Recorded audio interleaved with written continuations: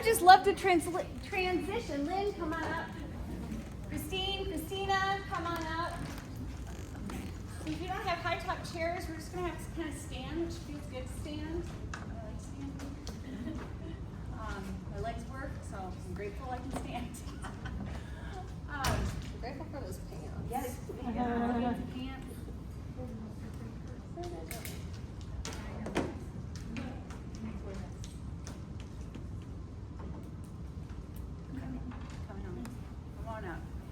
So this brings us into into our question and answers. But I would like to start asking each one of you to kind of get the conversation going. Is when we think about these topics and where you come as women in your lives and to be in front of a group like this, it's like we think of what was that spark that inspired you and elevated you to be who you are and where you are today.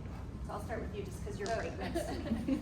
I would say living authentically, because I've been doing this since I was 9. I'd find the kids in the block. I'm like, all right, everyone sit down. And I think the passion, which one? You said you write the book for what you need. Mm-hmm. And that's what it was. It's I just couldn't find what I needed or how it needed to be packaged for someone like me. So I then was like, okay, well, once I fix myself or work on fixing myself, I will continue to rework that package and deliver that, because even if one person hears it in a room of however many, then that's continuing the journey, and then they're gonna go. So that's what sparked me. Yeah. I think I'll just come to you next, because I think of in the coaching world, I do some coaching myself, and it's finding fit, who you'd want to work with. They must have some sort of alignment, some values, some approach that you resonate with. Because I've, in some cases, I've worked with people where it doesn't go so easily or smoothly. Right. Yeah. And the idea is because you're not in that alignment, there's some connection not working. And I'll call it out, even before, the other person will let's keep going, we're getting somewhere. I'm like, I'm noticing there's probably somebody else that's going to support you in a better, different way, that's going to connect.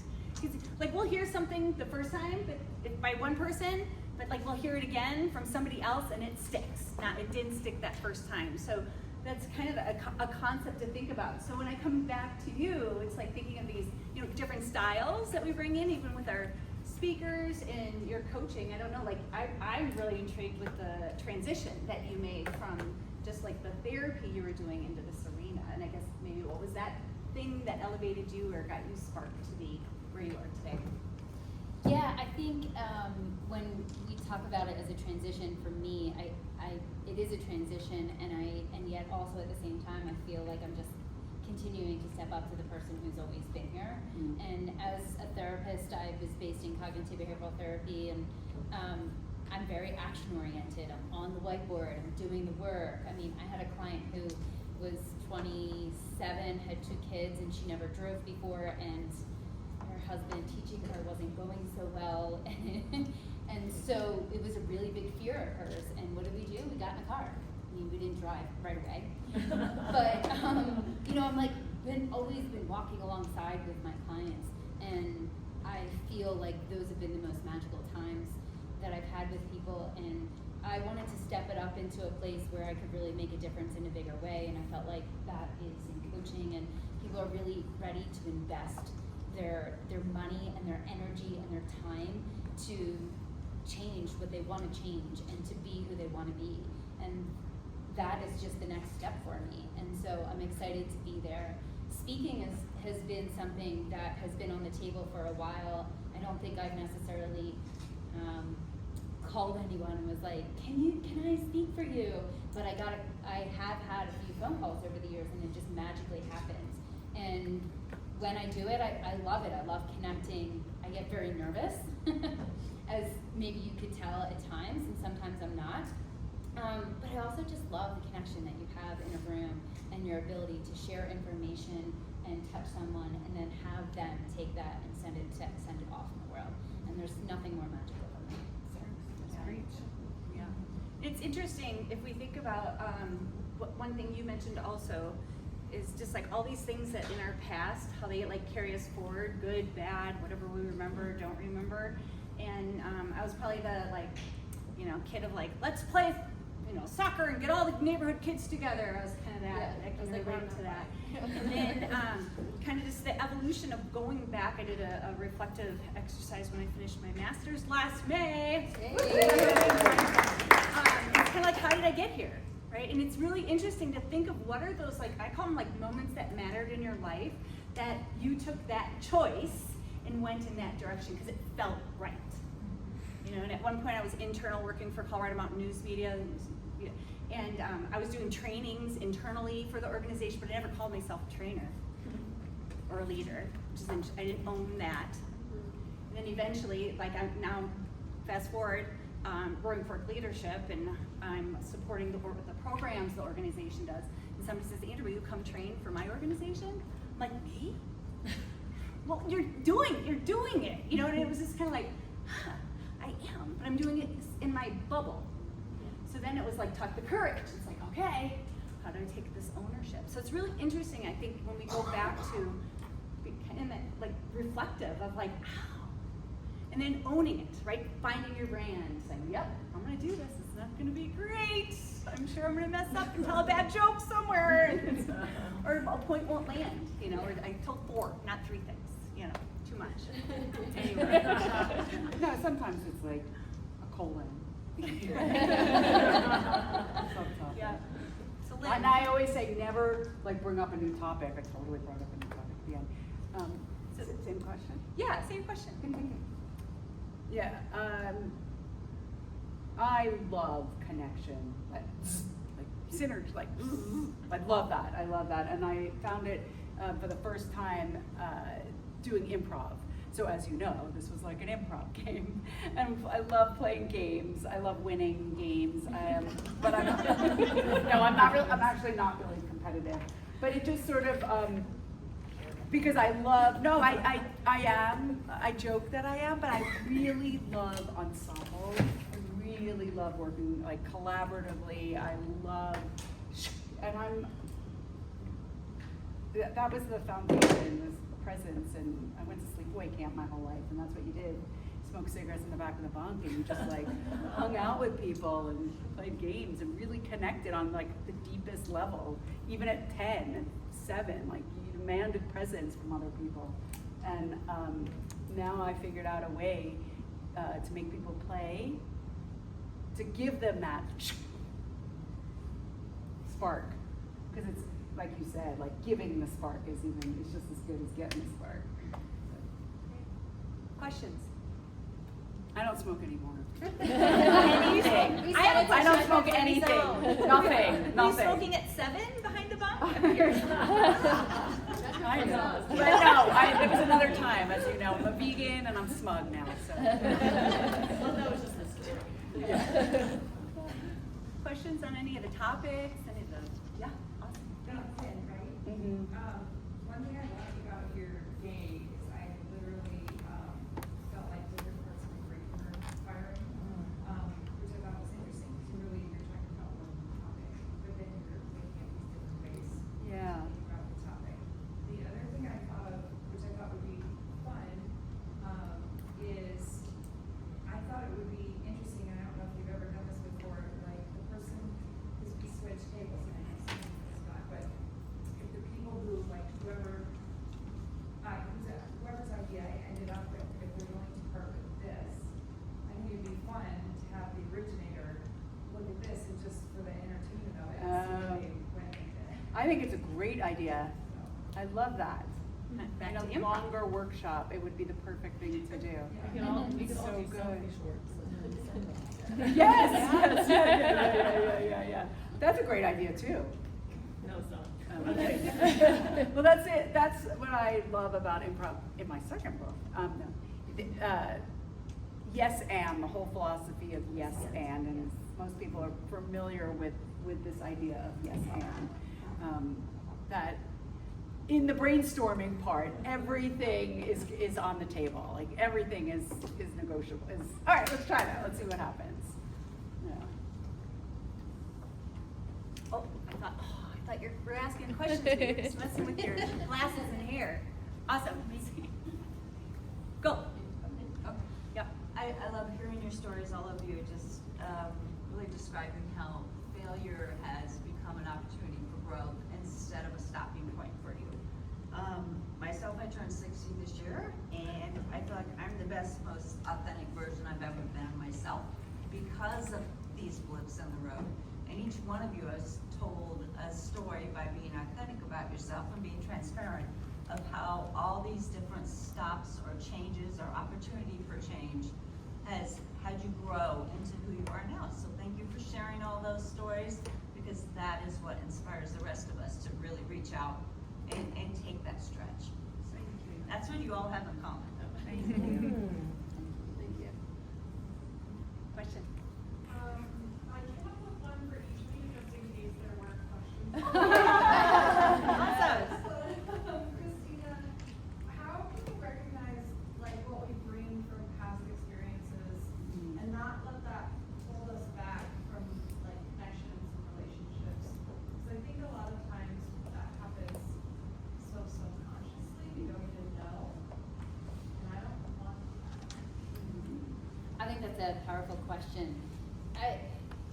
For me, at least, and when I work with my clients, when I see or they feel that they're in the drama dreaded triangle, you know, when you have a thought, I have to do something, I can't do that, some language that we can recognize and pick up on. When you become more attuned to that, you're like, oh, I'm in the have to's, right? Do I really have to do this? No, I'm choosing to do it, right? And shifting that language. If you go to shift the language and it's not that easy, well, then you have some work to do, you know. I think the feeling part is really important too, because I have to translate this to an emotion, you know, a body experience. Some of us are good at picking up language, and some of us are also good at picking up the sensations and emotions that we're feeling.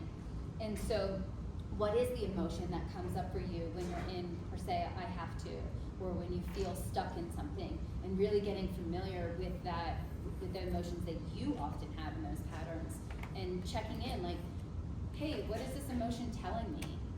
What's really coming up for me? Or sensation. I can think of times in my life where I just felt like someone was closing my throat, like I couldn't speak because there was tension or anxiety. And I just kept going through life like that until someone was like, what is that part of your body telling you? Shit, I have no idea. And I really thought about it and I got more curious. So I think that's another way to recognize that too. And then, you know, the way in which you communicate with your friends or your family or your coworkers. How are you speaking? Are you speaking from a place of being victim to the circumstances, right? Are you a creator of the circumstances? Where do you feel like you're in the flow, and where do you feel like you're getting stuck? Those are some really good pointers there. And journaling is really great. I think that the best journaling happens when you just write it out and then go back and read it and highlight all of the, I call them victim statements, but you know, it's just your default brain getting activated. I just highlight them and I'm like, oh, wow, that's a story. Had no idea I was writing that story until I saw it in black and white. So I hope that helps. Yeah. Can I add? Yeah. I think, you know, like in the realm of emotional intelligence, like understanding our emotions and how do we use our emotions, or being aware of even our emotions, you know, kind of this idea of like being victim, I call that like powerless, and how do we get powerful? And it's just like, and I'm gonna also guess we all do it differently. There's not a one size fits all of how we're gonna navigate the emotions. If you're more cognitive, maybe you're gonna be a problem solver, you know, and I understand, just to process what's going on. If you're more of an emotional expressive, you're gonna feel the emotions, you know. But likely you're touching into all of these different aspects. Sometimes it's like, I just need to fake it till you make it, or practice till you get there. That was hers. You know, it's like, okay, I gotta just use that. Or optimism. I gotta use my optimism and my resilience, Right. you know, and okay, I'm just gonna take a couple steps and that's Yeah. gonna help me. But likely there's like these, like, you know, we go ebb and flow through all of those. But I just wanna say, like, and that's that idea of just understanding we're human, you know, we all have different processes and different ways and how to get to that power. Being optimistic or being your own cheerleader isn't necessarily a good thing. And so being powerful in a way that's authentic and centered is really the sweet spot, you know, because that can also be an unhealthy behavior too, where you're constantly cheerleading yourself and it's toxic positivity. And it looks all nice and dandy and shiny and and sweet, but we have to be aware of that, you know, what's really coming up underneath. Absolutely. Do you have more questions? Oh, More questions? you're the one with the questions, I forgot. No one else does, let's keep going. So Lynn, how do you actually deal with the physical reaction of fear of public speaking? I mean, you said you were paralyzed in that fear, and man, I can tell you all kinds of horrible stories of public speaking, and I don't know how to deal with it. I know.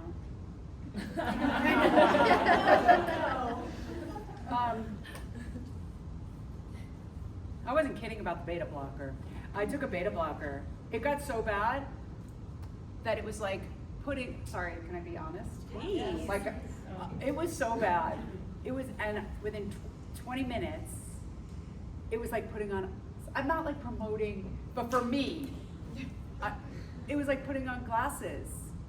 Like, oh, that's how the world sees? Like, you're allowed, like, I had no idea that I couldn't live in that world of that permanent state of anxiety that she showed. In front of an audience. Like, it wasn't that I had to be performative all the time, that until just now I didn't know that I was an oversized cheerleader. I was a captain in high school, that I was probably toxically doing that. So I did start taking a beta blocker. It was like hearing aids. I'm not kidding. I was like, the world doesn't operate like that. Because I knew it wasn't mental. I knew it was a physical reaction. Can I say, just as a therapist, like, that's important to know, like, when to ask for help. And Oh. sometimes medication is help. And do you need it all the time? Hypothetically, Yeah. do you need it all the time? Yeah. Maybe not. But at right times and right places in your life, it's important. It's like the nutrition that helps us to stay grounded. So I love that you're being vulnerable. And so then it neuropathwayed whatever it does in front. But I rehearse so much. I've done this, I wrote it, like I rehearse. And I don't rehearse like, I do sometimes say like, oh, do I look pretty? But none of my outfits like fit. Or how do I sound? And I work on the radio, and so every single day I have to go on, except today because somebody's working for me, at 4 o'clock and without a script for the last 8 years and practice doing this. So that, having proper practice techniques really helps me, and really the improv, like making it about other people. Did that answer your question? I did shots of whiskey, it didn't help. Like, it would make me worse. I tried to drink a beer to calm down. Like, nothing worked like that was healthy for me. I don't recommend that. No, I mean, I'm just saying, like, they tell you to do weird things like that. But, you know, like, I've tried biofeedback, I did, you name it, I've tried it. And nobody believed me. That's the thing, is that nobody would believe that I would have this. Like, because I seem so Yeah, I get that. outgoing. And I would say, like, just because somebody's outgoing doesn't mean that they're not fucking terrified and afraid to like, get out of the house in the morning. Yeah. That was not helpful. Answer.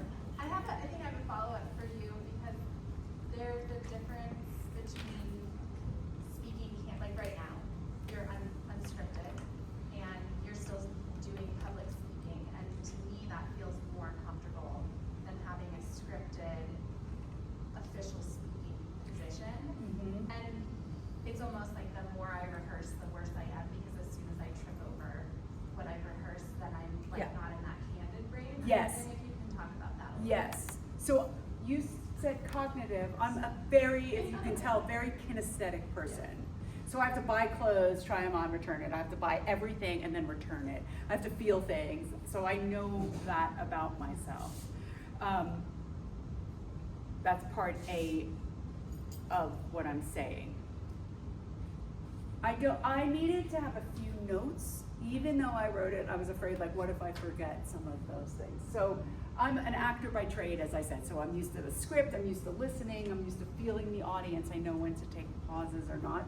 But if you gave me a script and I had to stand up here in front of a script, what this method, I believe, does is it taps into your intuition and to your intuitive knowing of what's important to you that you want to share. And when you write what it is, no one's there telling you, but you have to say it like this. I mean, we have been told that because we've been taught this pedagogy.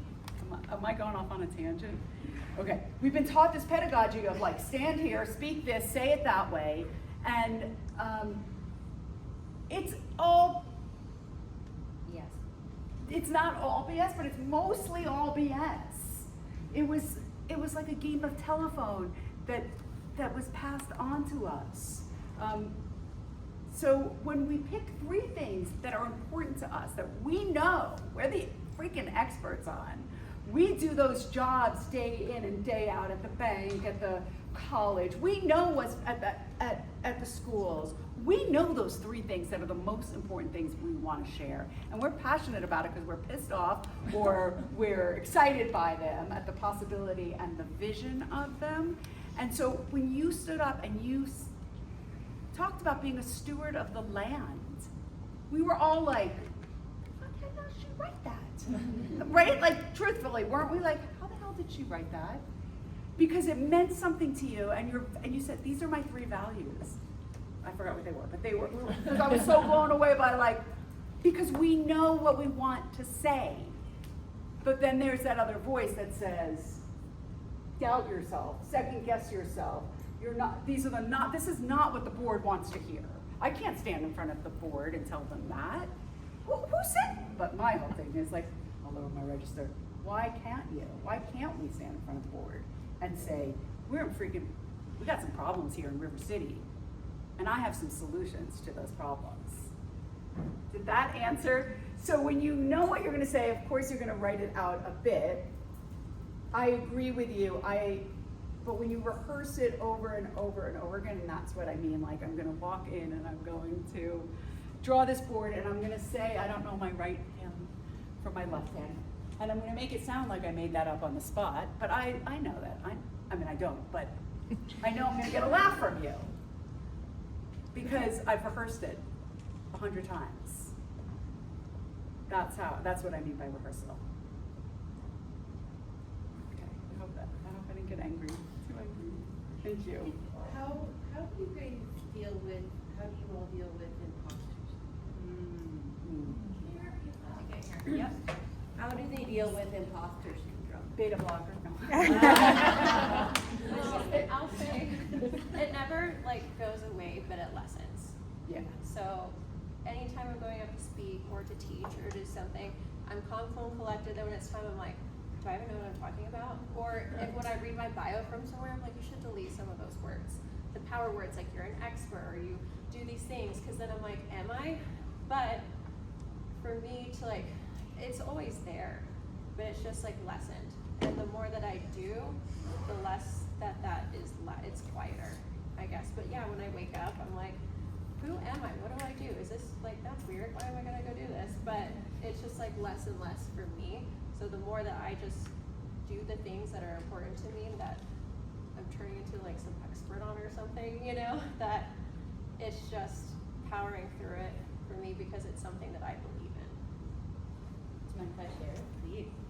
So imposter syndrome is you have more confidence than confidence. Oh. So here's my confidence, and here's my confidence.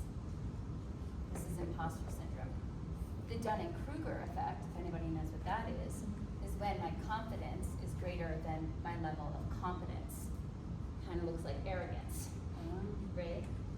And to me, I firmly believe that compassion is the stabilizer for both of these. Obviously, you have to have self-awareness, especially if you're over here. Usually, if you have imposter syndrome, you actually have a lot of awareness. But you use that awareness and you have compassion. And again, that's not positivity. It's not like you got this. It's, hey, I'm really struggling and I feel really anxious in this moment. But I have done this before and I can do it again. Or I haven't done this before and we'll just see how it goes. Can you see the second, what were those? This is the Dunning-Kruger effect,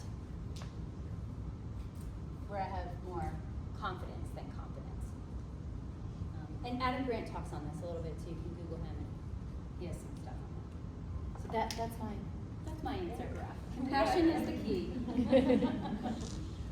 But everybody, I have to say, like, I will teach compassion, and people will still get hung up on that meaning positivity. And it's really hard to help people to understand that compassion is not positivity.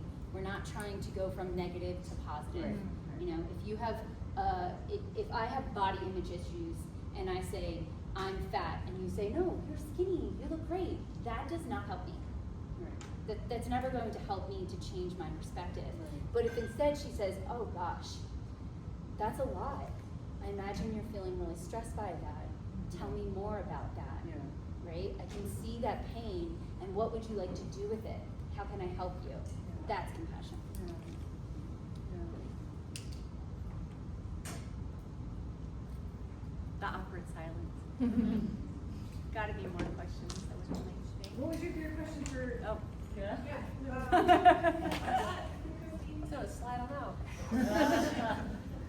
What, in your experience, like helping people and whatnot, like what fuels people to get past the uncomfortable, the awkward, the possibility of saying something wrong, or to get to their authenticity and their confidence and to be brave? I think when someone's ready for that is they're tired of their own shit. Like, they're tired of making excuses. They're tired of being like, I always call it like stuck in the suck. I'm like, does it suck? They're like, yeah. I'm like, are you stuck? Yeah, okay, well, what are you gonna do? So I feel like once someone's like really ready for that change, that's the only time that I can help them. Because before that, they're still gonna have the excuses, right? They're still, or their reasons. So their reasons are still there, and I can't push through those reasons because I can't physically make them. I mean, I might be able to, but I can't physically make them, right, do things. So, does that answer your question? It's, yeah, no, that's, yeah. And like she was saying, like really deciding who you work with. Like I shoot straight. That's just like how I am. So when I want someone to shoot straight with me, it's my personality type. And so did my son, since he's the same, so it's easy. But it has to be like a group. Everything that I do is a group effort. Like every time I teach, it doesn't matter what I'm teaching. I'm like, it has to be a group effort. Because I don't ever want to lose you guys, right? And then when I'm coaching somebody, it's the same thing. Like they need to be stoked on me, and I need to be stoked on them. Any other questions? I have just a quick one for you. You said toxic cheerleader, and I want to kind of go back to that same question that I asked you. It's kind of more confidence versus toxic cheerleader versus the maybe other side that I kind of see as being humble, but I would love to hear a little bit more about that. About what I think about that, or? Yeah, just like how can you recognize when you're being a toxic cheerleader versus when you're being confident? Yeah, I think because, you know, I find that everybody's focused on being confident, and they have no idea what confident is. Like they don't think about confidence ever, right? And I actually have a couple of guys in my office, and we talk about the golf course. We talk about other things, but they really do get frustrated on the golf course. And it's great analogy because that's where confidence comes up in a lot. And I think we're told, like in sports, like just go be confident and put yourself out there and just go hit that ball. You know what you're doing, you know? And there's this missed mark on confidence. And it's just like, what's the evidence to support that you can do it, and the evidence to support that you can't do it? And I think the toxic side of, you know, toxic cheerleader, toxic positivity is having no awareness and not being mindful about where you land in competence. You can have little competence and still be confident and not be in the Dunning-Kruger effect. You know, you're just like, okay, I don't know what I'm doing, but I'm going to put myself out there. I think that's very confident, right? But there's a lot of awareness in, I know what I don't have, right? And so I think that's the answer. Yeah. And I know there's a handful of HR people in here, and you probably know the statistic. I'm not great on details, but I have the concepts down. This is my style. Anyway, but it's let's say there's a job posting in an organization. Oh yeah, you already know where I'm going with this. A lot of us probably do it, or maybe some of you don't. I think this is just to talk about this competence and confidence concept. When there's a job posted, men would likely see that job and not have all of the competence to do the job, but they have the confidence and they apply. And a lot of the times they get, I'm not saying they always get the job, but there's some statistics behind this, but women won't even apply, even when they have the competence, but they lack the confidence.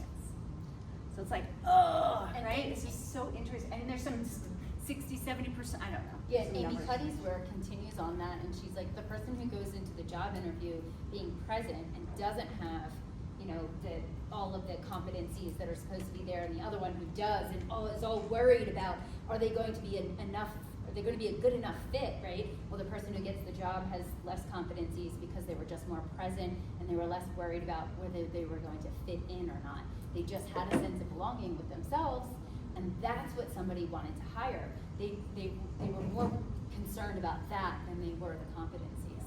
Something to think on. I got kids moving back to the valley, and what's so interesting is I'm like, if you're going to meet with employers, just tell them you have a place to live. You'll get the job, right? You're going to get the job. So, Liz, will you come up here for a second? Yes. Oh my gosh, she had no idea I was going to do this. I was going to say that the statistic is that a job application, men will have only 60%. There it is. And they will apply. Women, we go from 90 to 95%, and we still might not apply. And that's the difference. Thank you. Thank you. So, oh my God. So I just want to, as we wrap up, obviously we're going to be sticking around, so please enjoy more questions that you might have. Liz Bailey is the Development Director at Roaring Fork Leadership. I want to thank her for her help and making and she's really integral in helping get the support to make this event. Again, it's like that village. So I don't know if you want to just share, thank our sponsors or Yes, I extension. do. So Aspen Rotary Club is our biggest sponsor for this event. We also have Holy Cross Energy. Katie Preston, who had to leave, but her business, Aspen Wealth Management, is also one of our sponsors. And then for drinks, we have Quality Brands of the Rockies and Riviera sponsored our drinks this evening. So, and we will soon be breaking. That's what our little. Sorry for being noisy, but we're getting everything set up for a nice little snack and happy hour session. So a big thanks for Liz and yep. We also have Nina Bolton in the back. We got some behind the scenes support, and Amber Wissig. Say hi, Amber.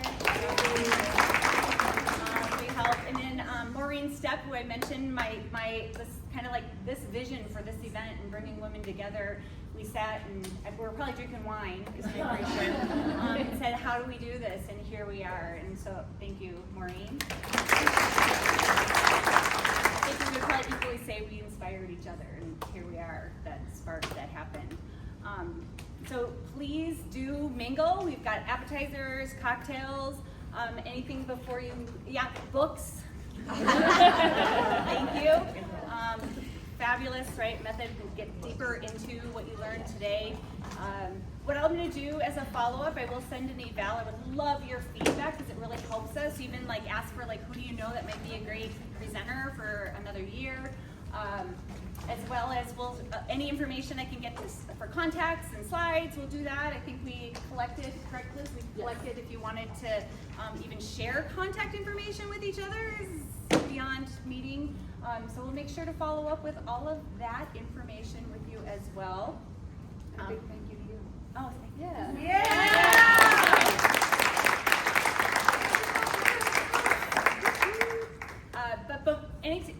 Before you leave, I don't know. I like 9 game tags because sometimes, in my perimenopause, menopause brain, even though I've known you for 20 years, I'll still walk up to you and be like, So, but before you actually leave, we have a basket over on the table. So we will recycle, trying to do a minimum amounts of waste. But a big thank you to Christina.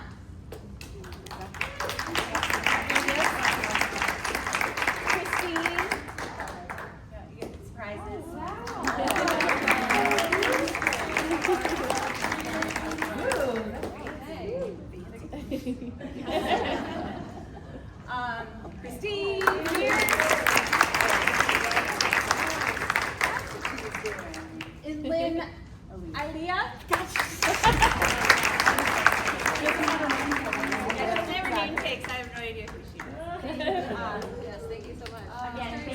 so much. Enjoy, please enjoy the camaraderie and the connection.